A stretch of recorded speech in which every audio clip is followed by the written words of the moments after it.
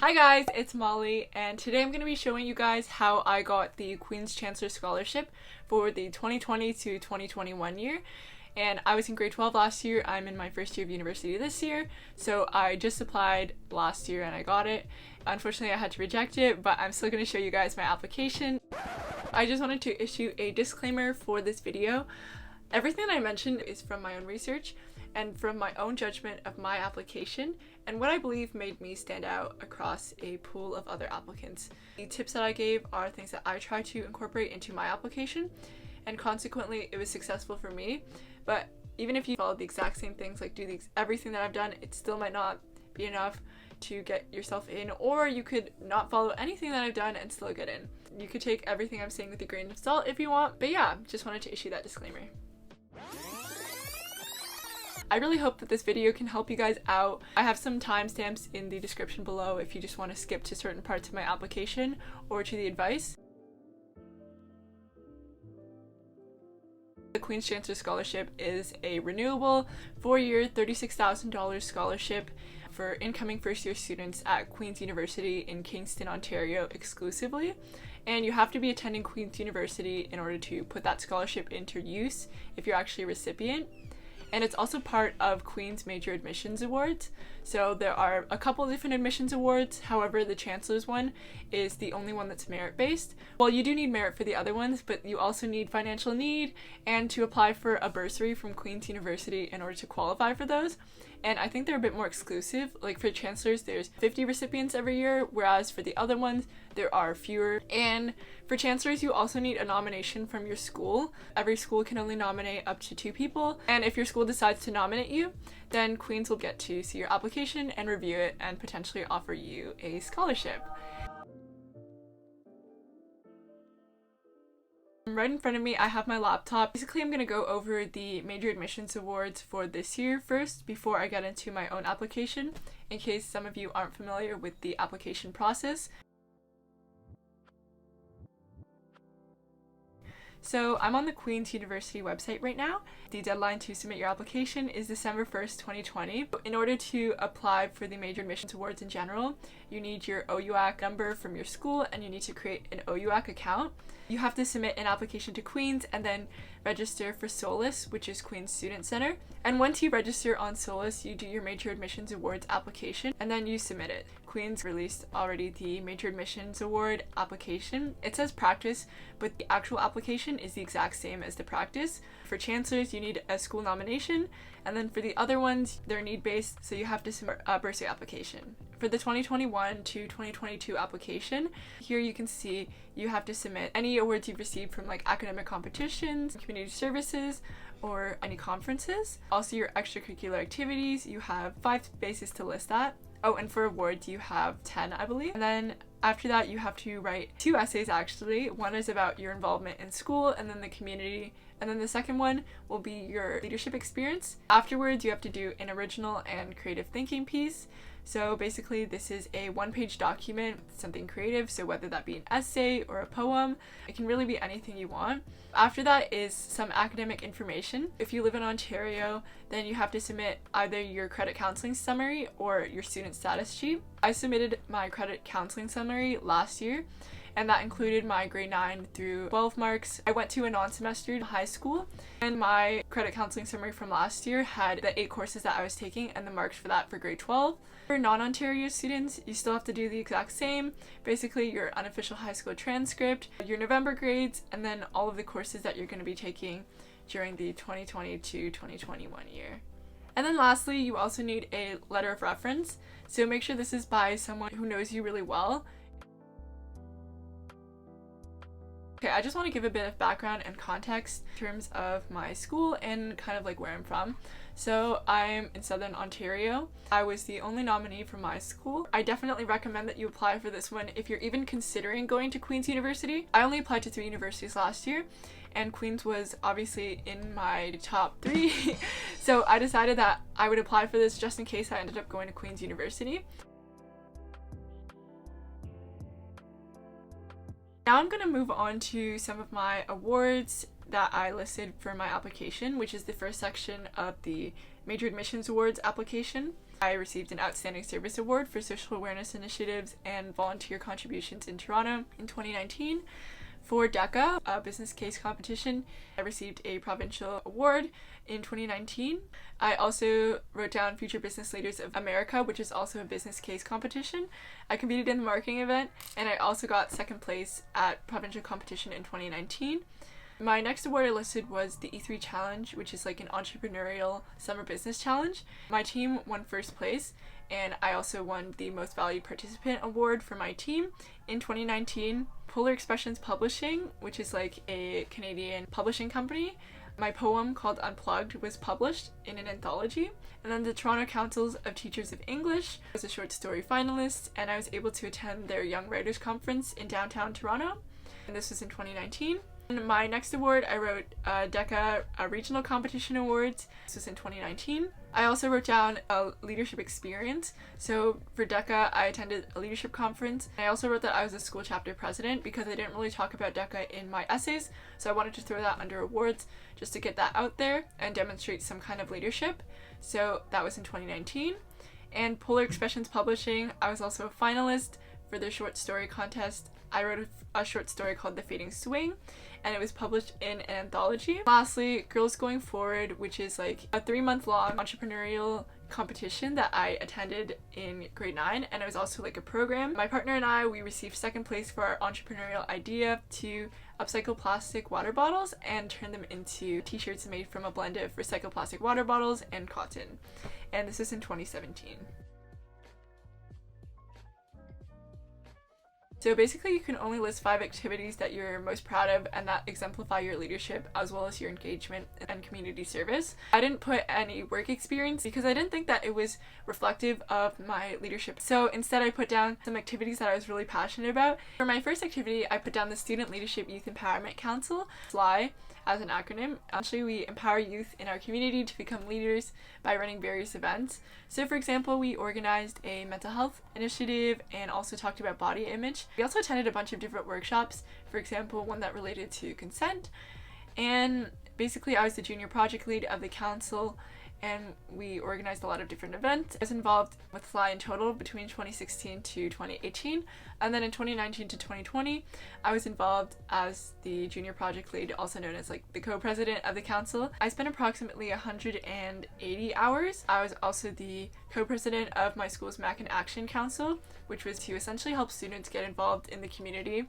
And our goal was basically to like give greatness and inspire other students at school to get involved. And I was involved in this between 2018 to 2019. I spent 160 hours every year. I was a mentor for Canada Learning Code, and essentially we taught children and youth how to use technology, so whether that be VR or how to code using Scratch and various other applications.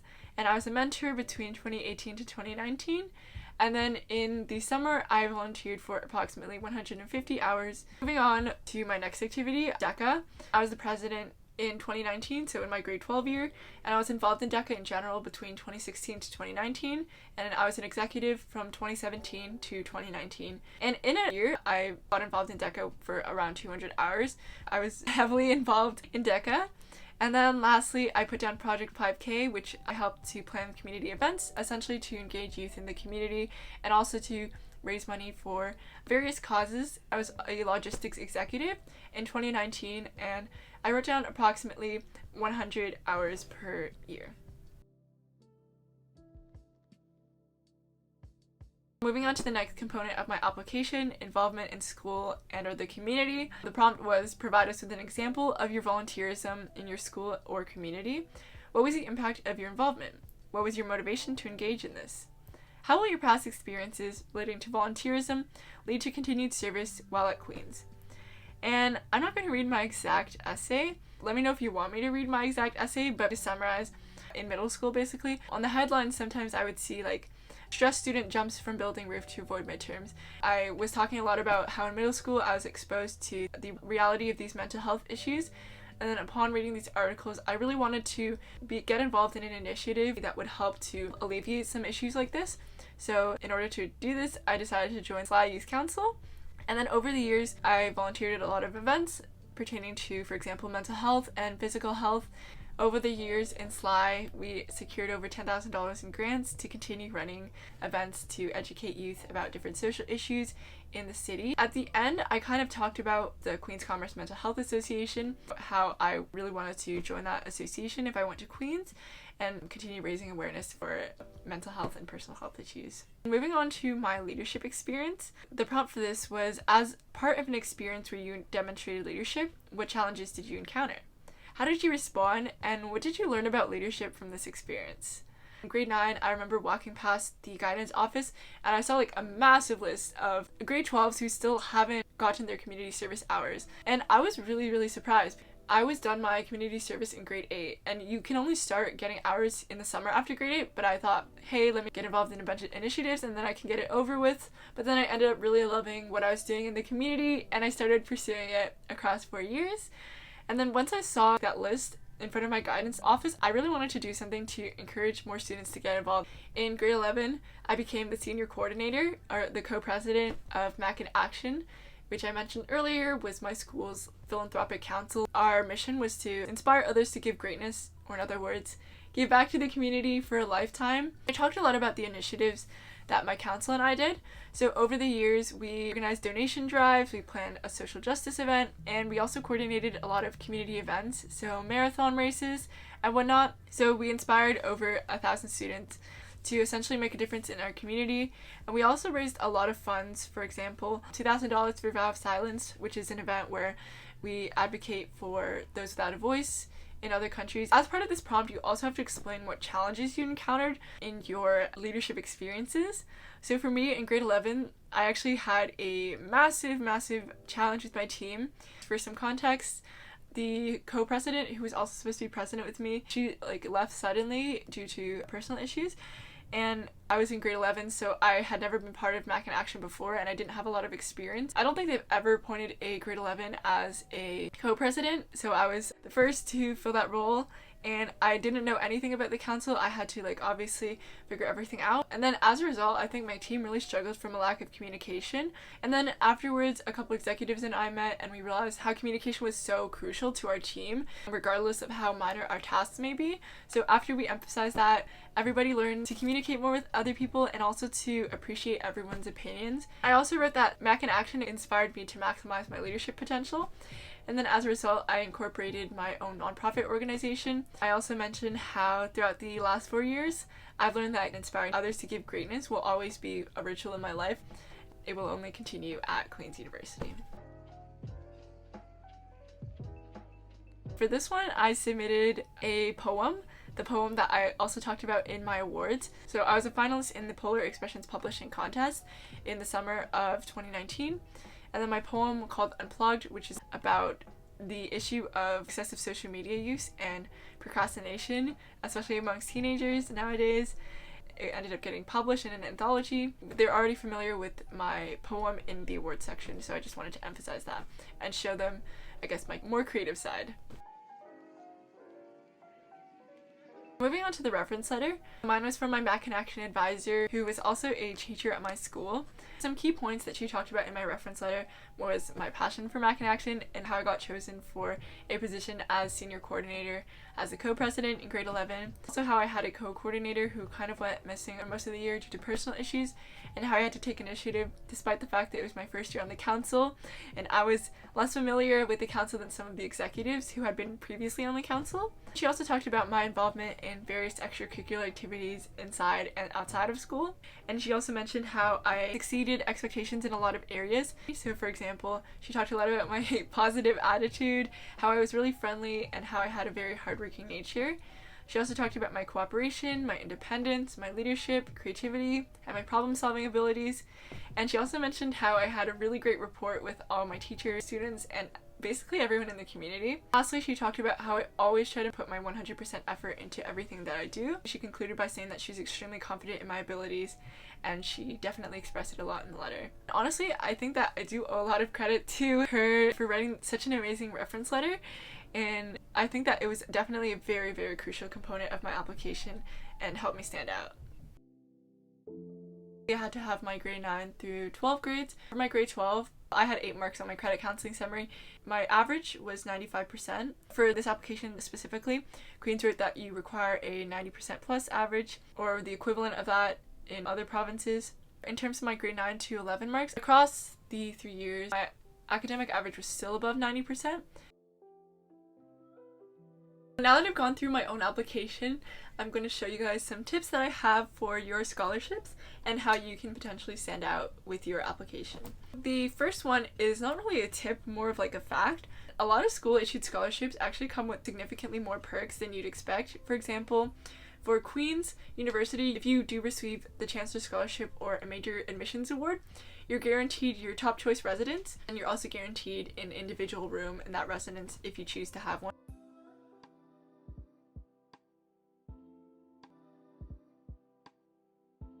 This is very cliche, but a lot of people don't follow it. You definitely have to do your research. Number one, if you don't do your research, then that could hinder your application because you could potentially say something inaccurate about the school, or not including anything about the school in general, not tying your application to information about the school could make you less competitive. On the other end of the spectrum, doing your research properly can help you elevate your application, so it can help you to stand out if other people aren't talking about how they related some of their leadership experiences to their essays. For example, I talked about how the mission of the Smith School of Business is to create knowledge that advances business and society, and I did mention that academics are extremely important, but if students don't prioritize their mental health and their physical well-being, obviously nobody can maximize their potential, nobody can get anywhere. So I also wrote that one of the core values of the Smith School of Business is to foster an inclusive student community, and how I really want to reinforce this by joining the Queen's Commerce Mental Health Association in order to help other students.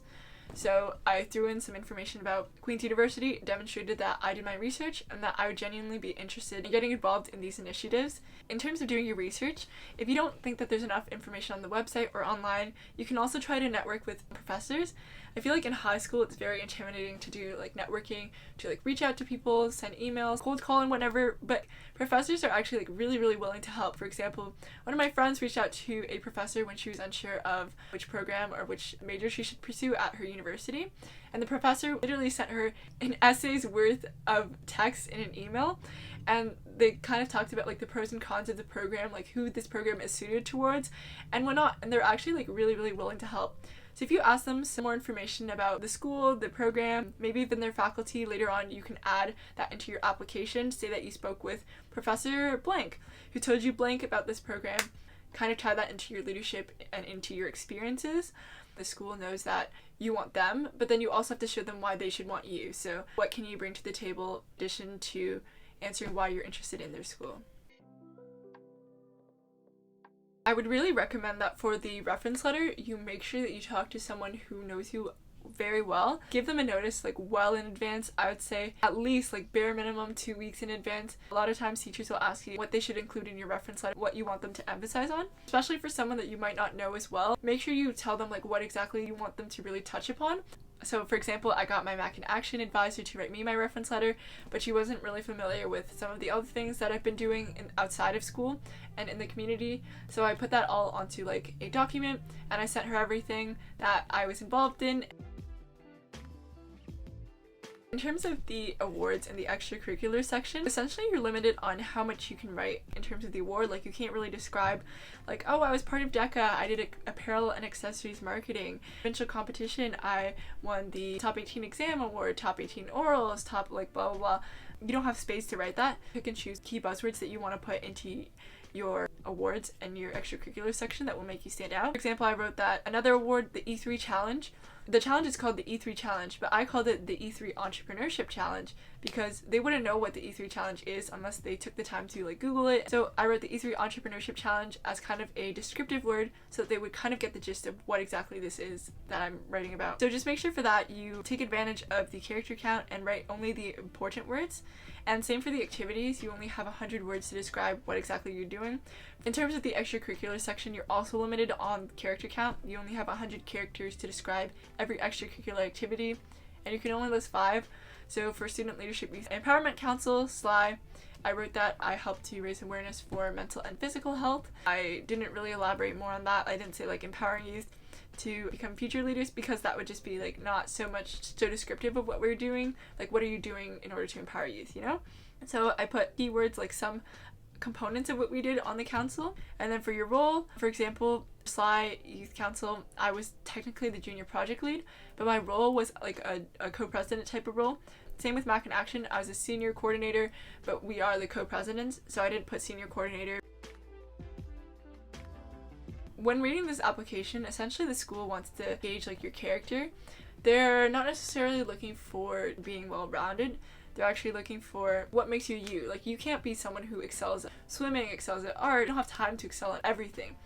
So try to make your application have some kind of spike. Showcase specific attributes of your character that you excel at. So for example, for me, I touched a lot upon my philanthropic endeavors and how I enjoyed getting involved in the community and raising awareness for social justice issues. My second spike was business and entrepreneurship, which is obviously demonstrated through the awards that I've gotten from case competitions for business, from entrepreneurial competitions, from pitch competitions. And then my last spike I put down was writing, like creativity, I guess, because I had 3 writing awards. You don't have to have like the exact same spikes as me, obviously. Like, you can spike in athletics, you can spike in public speaking, like debate or something. Like, it doesn't matter what you spike in. As a general tip, in order to make your essay stand out, you should try to show rather than tell. For example, I started my first essay talking about my involvement in my school and my community with a quote. It was, quote, "Teen commits suicide after being bullied overweight, period," end quote. Quote, "Stressed student jumps from building roof to avoid midterms, period," end quote. My jaw dropped while reading the horrifying headlines of local news articles displayed on my computer screen. At 13 years old, this was my first time being exposed to the reality of mental health issues. And that's how I started my essay for my involvement in school/the community. So I would recommend that you try to incorporate some kind of creative aspect into your essay. Obviously not too creative to the point where you wouldn't get to the point because you're restricted on word count. If you do ever need help with looking over your essays and whatnot, you can always ask teachers, you can ask friends to like peer review your essays, especially people who know you well, and they'll know like whether or not this essay is actually reflective of what you were doing for this specific experience.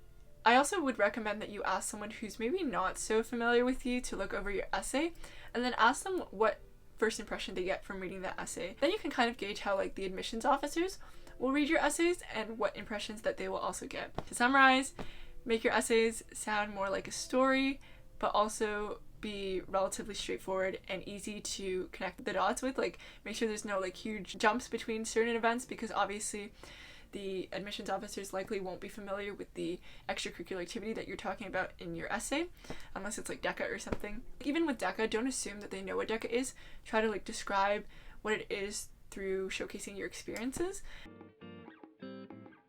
Start your application early. It's always great to just like have your application submitted earlier in case of like even technological issues, because they probably won't cut you slack and they probably won't let you submit your application if it's late. Especially signing into SOLIS, the person who is also supposed to get nominated from my school signed up for OUAC one day later than I did, and then they never ended up getting their SOLIS account in time. Like, I got my SOLIS account established just in time for me to submit my application. Make sure you get that on time and that you register for SOLIS as soon as possible in case they take a while to create your account. So that's really it for my application and my advice for applying for the Queen's Major Admissions Awards for the 2021 to 2022 year. If you do have any questions, you can either comment them or you can reach out to me on Instagram. Hopefully this video helped to alleviate some stress. I can also go through some of my other scholarship applications or even my university applications if that will help you guys. If you do have any questions, you can either comment them or you can reach out to me on Instagram. That's all for this video. Good luck with your applications.